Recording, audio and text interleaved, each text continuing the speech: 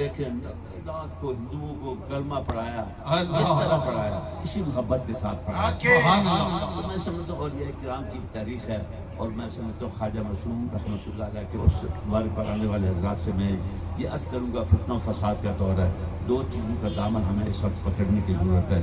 ایک تو ہم ناشکرے ہیں، ہمیں شکر کے کلمات کہنے چاہیے۔ اگر شکر کا دامن پکڑ لیں، جب کوئی مصیبت آئے تو صبر کا دامن پکڑ لیں، تو ہماری یہ کامیابی کا۔ باقی اچھے لوگوں کے ساتھ دیکھیں، فتنہ و فساد کا دور ہے، ایمان بڑے کمزور ہے۔ سرکار نے فرمایا ایسا وقت آئے گا کہ رات کو بندہ مسلمان ہوگا، صبح کافر ہوگا، صبح، تو وہ دور آ چکا ہے۔ ہمیں اپنے ایمانوں کو بچانے کے لیے شیطان لوگوں سے، شیطانی کاموں سے، شیطانی سنگتوں سے بچنا ہے، مسجدوں میں آنا ہے، علماء کی محفل میں بیٹھیں، اولیاء کی محفل میں بیٹھیں، نیک لوگوں کی محفل میں بیٹھیں، ذکر اذکار کی محفل میں بیٹھیں، جب بھی بیٹھیں، گھر میں بیٹھیں یا باہر